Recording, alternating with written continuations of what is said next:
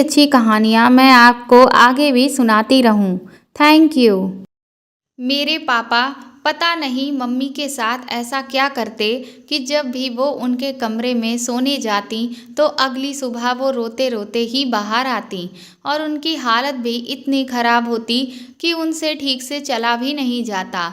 एक दिन मम्मी सोई हुई थी, तभी मैं मम्मी की चादर लेकर पापा के कमरे में चली गई, पापा का राज जानने के लिए।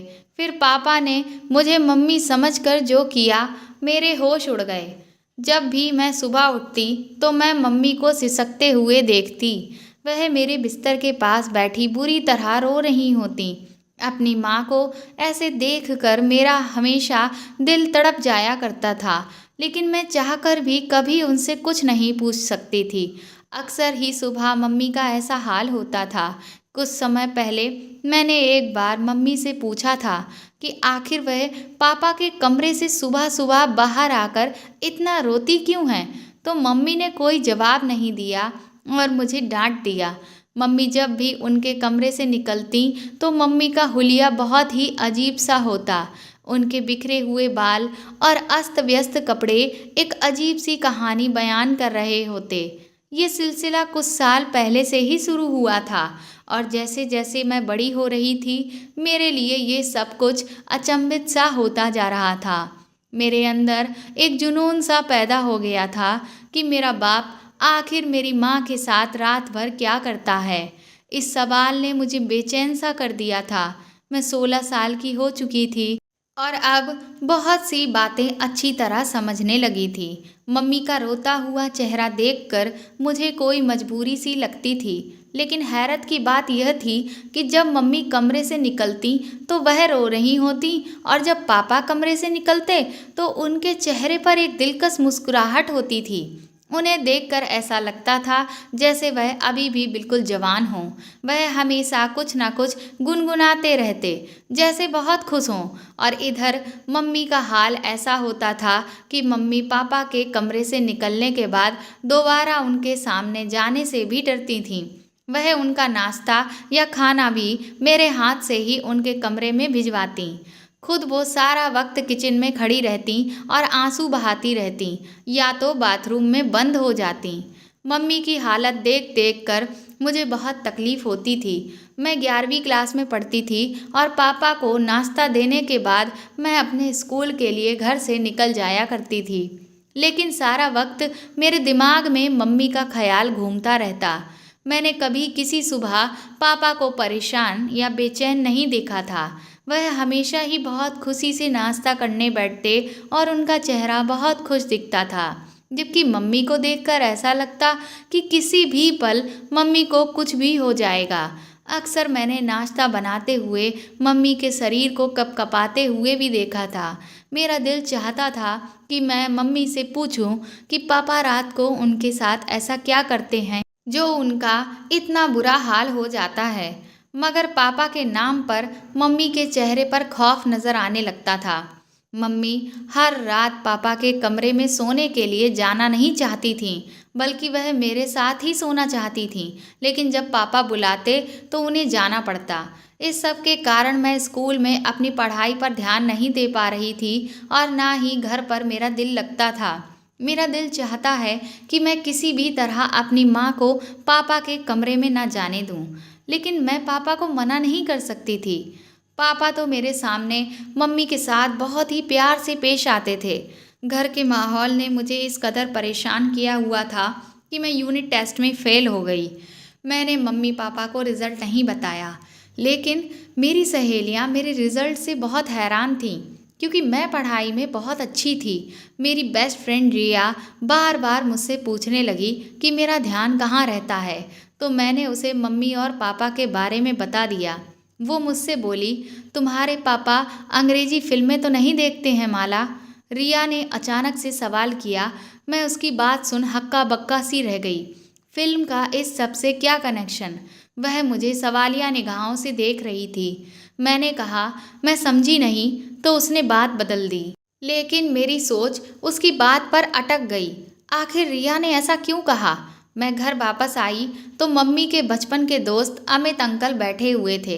वह अक्सर दोपहर को हमारे घर आते थे। मम्मी की बचपन से ही उनसे बहुत अच्छी दोस्ती थी। मम्मी बताती थी कि वह दोनों बचपन में एक साथ रहते थे। फिर अमित अंकल सिंगापुर चले गए और मम्मी की शादी पापा से हो गई। मम्मी की शादी को 18 साल हो चुके थे और मैं उनकी इकलौती बेटी थी।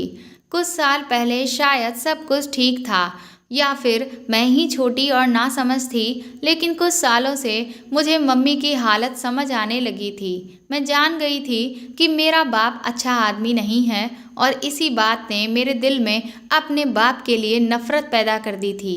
अमित अंकल साल भर पहले ही इंडिया वापस आए थे और मम्मी से मिलने के लिए अक्सर आते थे, लेकिन मम्मी को उनका आना अच्छा नहीं लगता था। अमित अंकल के जाने के बाद मम्मी अक्सर मुझसे कहती कि अगर तुम्हारे पापा को पता चला कि अमित मिलने आता है तो बहुत बुरा होगा। मैंने माँ को तसल्ली दी कि पापा को कैसे पता चलेगा, पापा सुबह काम पर जाते हैं, रात को ही घर आते हैं। मुझे तो अमित अंकल बहुत अच्छे लगते थे। उनका बिहेवियर बहुत फ्रेंडली था। वह जब भी आते तो मम्मी का मूड अच्छा करके जाते। मेरे लिए भी बहुत सारी चीज़ें लेकर आते। पापा की आमदनी इतनी कम थी कि गुजर बसर भी मुश्किल से होता था। मम्मी ना जाने कैसे पापा जैसे इंसान के साथ ज़िंदगी गुजार रही थीं। रात में मैंने अपना और मम्मी का बिस्तर लगाया और मम्मी के साथ आंखें बंद करके लेट गई। थोड़ी देर में पापा मेरे कमरे में आ गए। मम्मी मेरे साथ ही सोने के लिए लेटी हुई थीं। पापा ने उन्हें साथ चलने को कहा तो मम्मी ने धीमी आवाज़ में इनकार किया। मैं आंखें बंद किए लेटी रही। मैं सुनना चाहती थी कि पापा मम्मी से आखिर क्या कहते हैं। पापा बोले, चलो ना रागिनी, मैं तुम्हें परेशान नहीं करूँगा, वादा। पापा की आवाज़ मेरे कानों में पड़ी जिसमें प्यार की मिठास थी। मुझे नहीं जाना तुम्हारे साथ, तुम हमेशा ऐसे ही कहते हो। मम्मी ने एक बार फिर इनकार किया। तुम्हें सोचना चाहिए, अब हमारी बेटी जवान है, वह सवाल करने लगी है, लेकिन तुम्हें इस बात से कोई फ़र्क नहीं पड़ता। मम्मी ने धीमे लहजे में पापा को जवाब दिया। पापा ने ज़बरदस्ती मम्मी को हाथ पकड़कर उठाया और अपने साथ लेकर चले गए। मुझे अजीब सी घबराहट होने लगी थी। पापा मम्मी के साथ न जाने क्या करते थे और रिया की अंग्रेजी फिल्म वाली बात भी मेरे दिमाग में अटक गई थी। इसीलिए मैंने मम्मी के जाते ही तुरंत फ़ोन पर अंग्रेजी फिल्म को लेकर ढूंढना शुरू कर दिया। फिर मैंने जो पढ़ा देखा, होश उड़ गए। मैं समझ गई कि रिया ऐसा क्यों कह रही थी। 2 घंटे गुजर गए थे, लेकिन मम्मी वापस नहीं आई। मैं बाथरूम जाने के लिए कमरे से बाहर निकली। मम्मी थोड़ी ही देर में मेरे पीछे चली आईं। मैंने एक गहरी नज़र मम्मी पर डाली। उनके बाल बिखरे हुए थे। इस बात ने मुझे चौंका दिया। मैंने देखा कि मम्मी का ब्लाउज़ वहाँ पर फटा हुआ था। जब मम्मी ने देखा कि मैं उन्हें देख रही हूँ तो उन्होंने जल्दी से अपनी साड़ी के पल्लू से खुद को अच्छी तरह लपेट लिया। मेरे सामने ही मम्मी ने सुबह सही कपड़े पहने थे, लेकिन फिर अचानक मम्मी की आस्तीन कैसे फट गई। मम्मी मुझसे बोली कि मैं इतनी रात को क्यों जाग रही हूँ, तो मैंने झूठा बहाना बनाया कि मैं अभी उठकर बाथरूम आई थी। मम्मी मेरे साथ वापस मेरे कमरे में आ गईं। मैंने सोने के लिए आंखें बंद कर ली, लेकिन मुझे मम्मी की सिसकियों की आवाज़ सुनाई दे रही थी। मेरा दिल चाह रहा था कि मैं उठकर अपनी मम्मी को तसल्ली दूं, लेकिन मैं अपनी जगह चुपचाप लेटी रही। अगली सुबह पापा ऐसे तैयार होकर कमरे से निकले थे जैसे कल कोई बात नहीं हुई हो। पापा की आमदनी कम थी, लेकिन पापा हमेशा खुश रहते, मुस्कुराते रहते। काम पर हमेशा ऐसे तैयार होकर जाते जैसे कोई बड़े आदमी हो। मैं नफ़रत भरी निगाह से पापा के आगे नाश्ता रखकर स्कूल चली गई। सारा दिन स्कूल में भी मेरा दिमाग मम्मी के फटे हुए आस्तीन की तरफ था। स्कूल से वापसी पर मुझे अमित अंकल मिल गए। मुझे देखते ही उन्होंने मुझे अपनी गाड़ी में बिठा लिया। अमित अंकल ने गौर से मेरी तरफ देखा और कहने लगे कि तुम परेशान क्यों हो। मैं इस कदर जज्बाती हो चुकी थी कि मैंने अमित अंकल को सारी बात बता दी। मेरी बात सुनकर अमित अंकल कहने लगे कि तुम्हें अंदाज़ा है कि तुम्हारा बाप अच्छा आदमी नहीं है, तो तुम अपनी माँ को अपने बाप से आज़ादी क्यों नहीं दिलवा देती। कब तक तुम दोनों उसके चक्कर में पड़े रहोगे। अमित अंकल ने बहुत ही फिक्रमंदी से मुझे एडवाइस दी थी, जिसे सुनकर मेरे होश उड़ गए। मैं पापा को छोड़ने के बारे में सोच भी नहीं सकती थी। पापा ने मेरे साथ कभी ऊंची आवाज़ में बात तक नहीं की थी। फिर मैं पापा को जालिम कैसे कहती?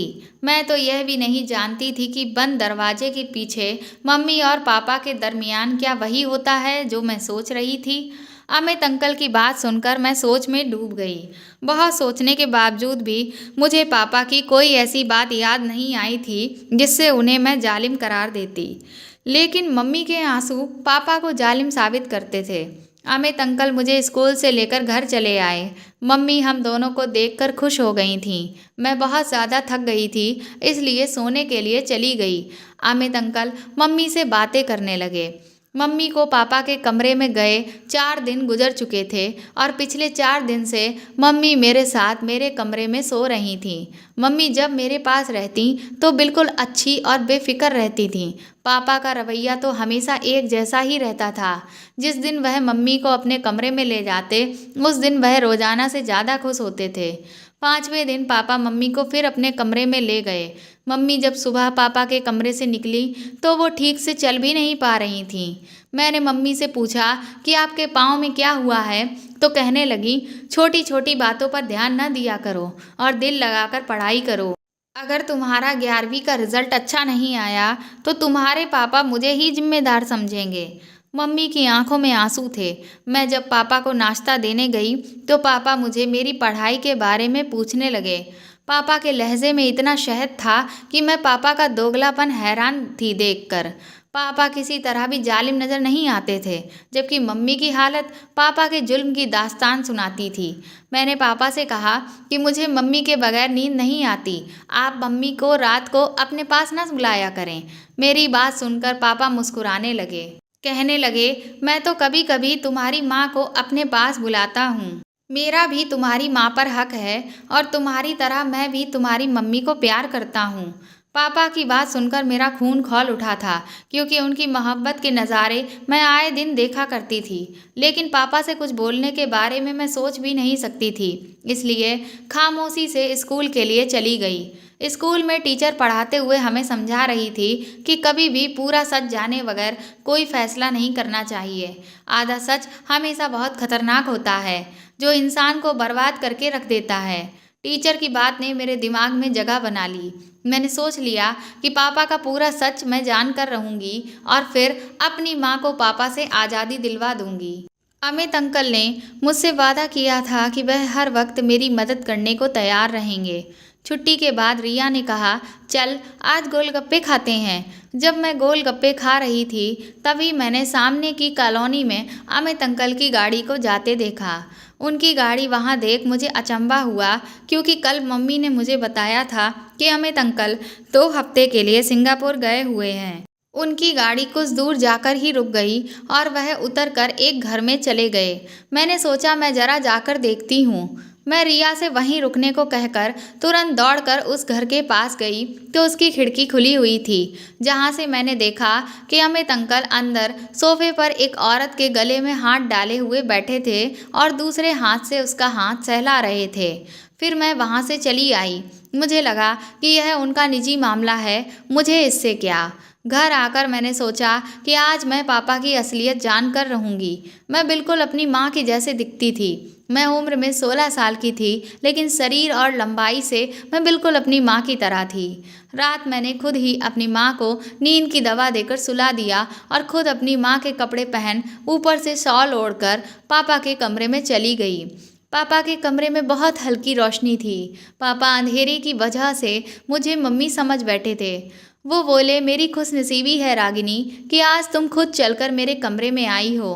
पापा बहुत ही खुशी से मेरे करीब आए और मुझे पकड़कर अपने बराबर में बिठा लिया। पापा के बराबरी में बैठकर मेरा शरीर कांप रहा था।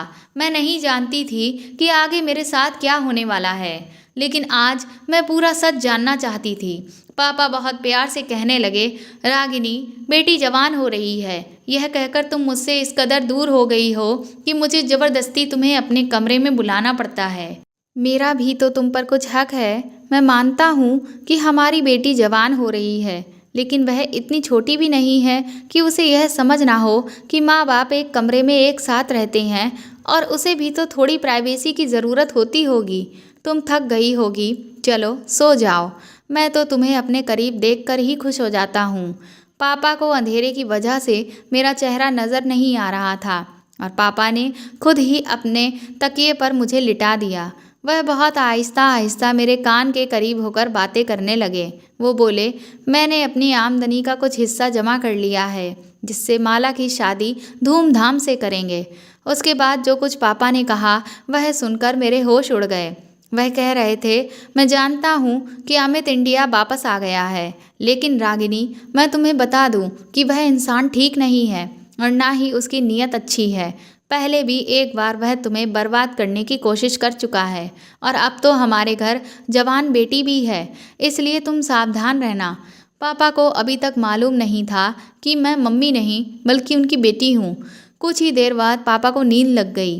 काफ़ी देर तक मैं पापा के पास लेटी रही, लेकिन पापा तो बहुत गहरी नींद सो चुके थे। मैं खामोशी से उठकर कमरे से बाहर निकल आई। पापा ने कुछ भी ऐसा नहीं किया था जिससे मुझे कुछ भी गलत लगता, लेकिन अमित अंकल और मम्मी को लेकर मेरे दिल में बहुत से सवाल पैदा हो चुके थे। अगले दिन जब मैं स्कूल से वापस लौटी तो घर के बाहर ही अमित अंकल की गाड़ी खड़ी हुई थी। मैं चोरों की तरह दबे पांव घर में घुस गई। मम्मी और अमित अंकल मेरे कमरे में एक साथ बैठे बातें कर रहे थे। उन्हें मेरी मौजूदगी का एहसास नहीं था। फिर जो कुछ मैंने अपने कानों से सुना वह सुनकर मेरे होश उड़ गए। मैं सोच भी नहीं सकती थी कि वह सच जिसे जानने के लिए मैं बेताब थी वह इस कदर भयानक होगा। मम्मी अमित अंकल से हंसकर कह रही थीं कि मैंने माला के दिल में उसके बाप के खिलाफ नफरत का बीज बो दिया है और अब वह दिन दूर नहीं जब मेरी बेटी अपने बाप के खिलाफ खड़ी हो जाएगी। वह बुड्ढा ज़बरदस्ती मुझे अपने साथ इस रिश्ते में बांध कर रखे हुए है, लेकिन अब मैं आज़ादी चाहती हूँ। वह मुझे कमरे में लेकर जाता है और मुझसे बात करते करते ही सो जाता है, लेकिन जैसे ही मैं बाहर निकलती हूँ तो अपना हुलिया खुद ही खराब कर लेती हूँ। मैंने माला के दिल में यह बात अच्छी तरह बिठा दी है कि उसका बाप मुझ पर जुल्म करता है। एक दिन तो मैंने खुद ही अपने ब्लाउज़ की बाँह फाड़ डाली। मैं चाहती हूँ कि जब मैं उस बूढ़े से आज़ादी की बात करूँ तो मेरी बेटी मेरी ढाल बन जाए और मुझे अपनी माला को छोड़कर उसके घर से ना निकलना पड़े। माला खुद ही इस दुनिया को मेरी बेगुनाही और अपने बाप के जुल्म की दास्तान सुना देगी और मैं माला को लेकर तुम्हारी ज़िंदगी में शामिल हो जाऊंगी। अमित अंकल हंसते हुए कहने लगे कि हाँ, मैंने भी माला से कह दिया है कि उसे जब भी मेरी मदद की ज़रूरत होगी मैं चला आऊँगा। मम्मी अमित अंकल से कहने लगी कि पहले की तरह तुम मेरे साथ बेवफाई ना करना। एक बार पहले भी तुम मुझे बीच रास्ते में छोड़कर चले गए थे। उस वक्त मेरे पति ने मुझे माफ़ करके अपना लिया था। अमित अंकल मम्मी के हाथ पकड़कर कहने लगे कि मैंने बहुत मजबूरी में तुम्हारा हाथ छोड़ा था, क्योंकि मेरे घर वाले इस बात के बिल्कुल खिलाफ थे कि मैं शादीशुदा औरत से रिश्ता रखूं, लेकिन अब मुझे रोकने वाला कोई नहीं है। मेरी ज़िंदगी में तुम्हारे अलावा कोई नहीं है। मैं पूरे दिल से तुम्हें और तुम्हारी बेटी को अपनाऊंगा। बस माला को किसी भी तरह ये सच पता ना चले कि उसका बाप जालिम नहीं बल्कि हम उसे जालिम साबित करना चाहते हैं। अब माला ही है जो हम दोनों को एक करवा सकती है। उनकी बातें सुनकर मेरे कदमों तले ज़मीन निकल गई थी। मेरी माँ सिर्फ मुझे ही नहीं बल्कि मेरे बाप को भी धोखा दे रही थी और वह मेरे बाप के घर में बैठकर एक दूसरे आदमी के साथ मिलती थी और नए रिश्ते की बातें कर रही थी। मुझे पापा की बात याद आ गई कि अमित ने पहले भी हमारा घर उजाड़ने की कोशिश की थी। मैं बहुत कुछ जान चुकी थी। तभी मुझे वह दिन याद आया जब मैंने अमित अंकल को एक दूसरी औरत के साथ बाहों में बाहें डाले देखा था। मैंने सोचा मम्मी एक धोखेबाज आदमी के लिए मेरे शरीफ पिता को धोखा दे रही हैं। जो गलती वह पहले कर चुकी हैं वही दोबारा से दोहरा रही हैं। मेरी माँ अब तक समझ नहीं पाई कि यह आदमी कितना बड़ा धोखेबाज है, लेकिन अब मैंने फैसला कर लिया कि मैं अपनी माँ की आंखें खोल कर रहूँगी। 2 दिनों के बाद मैं स्कूल नहीं गई। मैंने दोपहर को मम्मी से पूछा कि अमित अंकल क्यों नहीं आए, तो वह बोली कि वह कुछ दिनों के लिए सिंगापुर गए हुए हैं। मैंने मम्मी से कहा कि आपके और अमित अंकल के बीच में क्या चल रहा है। मेरी बात सुनकर मम्मी समझ चुकी थीं कि उनके झूठ का पोल खुल चुका है। इसलिए बिना झिझक के मम्मी ने मुझे सारा सच बता दिया। मम्मी शादी से पहले अंकल से प्यार करती थीं, लेकिन अमित अंकल उनसे शादी करने की बजाय सिंगापुर जाकर नौकरी करने लगे और मम्मी की मोहब्बत को छोड़कर अपना करियर चुन लिया। मम्मी के घर वालों ने मम्मी के लिए पापा को पसंद कर लिया।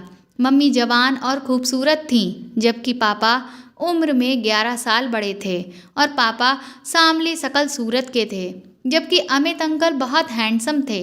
मम्मी के लिए पापा का रिश्ता घर वालों की मर्जी से था और मम्मी ने अपने घर वालों की ज़बरदस्ती पर पापा से शादी तो कर ली, लेकिन वह कभी पापा को दिल से अपना नहीं पाई थीं। ज़बरदस्ती का यह रिश्ता मम्मी के लिए किसी बोझ की तरह था, लेकिन मम्मी इस रिश्ते को किसी तरह चला रही थीं कि तभी शादी के 2 साल के बाद ही मैं माँ की गोद में आ गई थी। मम्मी की शादी के 9 साल बाद अमित अंकल सिंगापुर से कुछ दिन के लिए वापस आए तो उनके दिल में मम्मी को देखकर एक बार फिर से जज्बात जाग उठे। मम्मी भी बचपन की मोहब्बत और अपने जज्बातों के हाथों मजबूर होकर अमित अंकल से चुपके चुपके मुलाकातें करने लगीं। लेकिन कुछ ही दिनों में यह बात मेरी दादी को पता चल गई और उन्होंने सारे खानदान में मेरी माँ की इज्जत को उछालना शुरू कर दिया। पापा मम्मी से सच्ची मोहब्बत करते थे, इसीलिए उन्होंने मम्मी को बदनामी से बचा लिया और सारी बातों को झूठा साबित कर दिया। जब पापा ने मम्मी का साथ दिया तो सारा खानदान अपने आप ही खामोश हो गया। उस वक्त इतने हंगामे की वजह से मम्मी ने अमित अंकल से दूरी बना ली और अपने जज्बातों को दबा लिया। लेकिन उन जज्बातों को एक बार फिर अमित अंकल ने दोबारा आकर जिंदा कर दिया।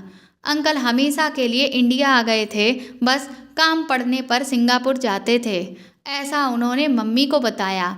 और एक बार फिर वह मम्मी के पीछे दीवाने हो गए थे। मम्मी को तो पहले ही दिन से पापा पसंद नहीं थे, हमारे हालात भी कुछ खास नहीं थे, जबकि अमित अंकल के पास सिंगापुर का पैसा था और मम्मी के लिए पापा को छोड़ना कुछ मुश्किल नहीं था। लेकिन दिक्कत यह थी कि पापा मुझे भी बहुत प्यार करते थे और मम्मी भी मेरे बगैर नहीं रह सकती थीं। इसलिए मम्मी ने जानबूझकर यह सारा खेल रचाया और मेरी नज़रों में पापा को गलत साबित कर दिया। मम्मी हमदर्दी बटोर कर मुझे अपने साथ ले जाना चाहती थीं, इसीलिए मेरे सामने पापा को जालिम साबित किया और खुद बेचारी बनकर रहने लगीं। इतने समय से मैं यही सोचती थी कि पापा तो कभी ऊंची आवाज़ में हमसे बात तक नहीं किया करते, फिर वह बंद कमरे में माँ पर जुल्म कैसे कर सकते हैं। मैंने माँ से साफ साफ कह दिया कि अगर आपको अमित अंकल के घर जाना है तो आप जा सकती हैं, लेकिन मैं अपने भोले भाले पापा को छोड़कर नहीं जा सकती। अमित अंकल जो पहले ही मम्मी को 2 बार छोड़ चुके थे, मम्मी उनसे न जाने कैसे तीसरी बार उम्मीद लगाकर बैठी थीं। मम्मी बोली कि तुम नहीं जानती, अमित मुझे और तुम्हें सच्चे दिल से चाहता है। तो मैंने कहा कि आज मैं आपकी आंखों पर बंधी हुई झूठ की पट्टी हटाकर रहूँगी। फिर मैं उन्हें अपने साथ उस घर में लेकर गई जहाँ मैंने उस दिन अमित अंकल को देखा था। मैं जैसे ही उस खिड़की के सामने पहुंची तो अमित अंकल गलत अवस्था में उस औरत के साथ थे। यह देख मम्मी के तो पैरों तले जमीन ही खिसक गई और उनकी आंखों में खून उतर आया। मैंने मम्मी से कहा, अमित अंकल जब भी आपसे यह कहकर जाते थे कि वह सिंगापुर जा रहे हैं, तब वह यहीं इस औरत के साथ रहते थे। मम्मी तुरंत ही घर के अंदर घुस गईं और दरवाज़ा खटखटाने लगीं। थोड़ी ही देर में दरवाज़ा खुला और मम्मी ने अंदर घुसते ही 3-4 तमाचे अमित अंकल के मुंह पर बरसा दिए। तो अमित अंकल कहने लगे कि रागिनी, तुम मुझे गलत समझ रही हो। मम्मी ने कहा, आज के बाद तू मेरा नाम तक मत लेना और अगर मेरे घर के आसपास भी दिखा तो मैं पुलिस में तेरे खिलाफ FIR दर्ज करवा दूंगी। मम्मी की धमकी सुनकर अमित अंकल बौखला गए और बोले, तुझे क्या लगता है मैं तेरे प्यार में पागल था? अरे मेरी नज़र तो तेरी इस जवान लड़की पर थी। मैंने सोचा था कि तुझे अपने जाल में फंसाकर तेरी इस लड़की के साथ मज़े करूँगा। तो जैसी बुढ़ी के साथ कौन अपना समय खराब करता। अमित अंकल के इरादे जानकर हम दोनों माँ बेटी दंग रह गए। मम्मी ने तुरंत ही मेरा हाथ पकड़ा और वह मुझे घर ले आईं और फूट फूट कर रोने लगीं।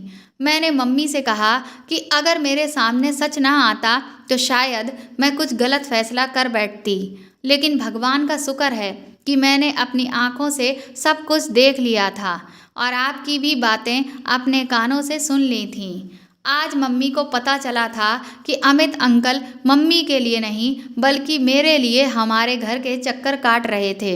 वह बहुत ही चालाक और मक्कार इंसान थे। उन्होंने मेरी माँ की मोहब्बत को पूरी तरह अपने फ़ायदे के लिए इस्तेमाल किया था। मम्मी को आज एहसास हुआ कि जज्बात की धारा में बहकर वह कितना बड़ा गुनाह करने जा रही थीं। अगर मुझे सच पता ना चलता तो मम्मी और मैं उनके साथ चले जाते और वो मेरी इज्जत को तार तार कर देते। न जाने कौन सा अच्छा काम हम दोनों माँ बेटी के काम आ गया था कि हम अमित अंकल के चुंगल से निकल गए थे। मम्मी ने मुझसे माफ़ी मांगी कि उनकी नादानी की वजह से वो मेरी ज़िंदगी बर्बाद कर देती और मुझे शुक्रिया भी अदा किया कि मेरी समझदारी ने उनकी और मेरी दोनों की ज़िंदगी बचा ली। रात को पापा घर लौटे तो मम्मी ने खुद ही पापा के लिए खाना लगाया और अपना बिस्तर भी पापा के कमरे में लगा दिया। पापा की खुशी देखने के लायक थी। पापा सच में मम्मी से बहुत प्यार करते थे और यह उनकी मोहब्बत ही थी जो वह मम्मी की गलतियों को आज तक नज़रअंदाज करते आए। इतने सालों में पहली बार मम्मी को अपनी गलतियों का एहसास हुआ था और उन्होंने पापा को दिल से अपनाया था।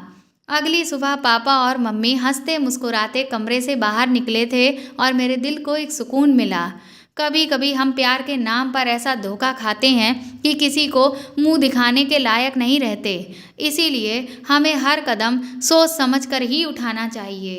अक्सर हमारी ज़िंदगी में ऐसा ही होता है कि जो हमें प्यार करता है हम उसे प्यार नहीं देते बल्कि कहीं दूसरी जगह प्यार की तलाश में लगे रहते हैं। तो दोस्तों, आपको यह कहानी कैसी लगी हमें कमेंट करके ज़रूर बताएं और प्लीज़ इसे ज़्यादा से ज़्यादा शेयर करें और लाइक करें। और अगर आप मेरे चैनल पर नए हैं तो इसे सब्सक्राइब करके बेल आइकन को ज़रूर दबा दें ताकि हम आपको ऐसी ही अच्छी कहानियाँ सुनाते रहें। Thank you.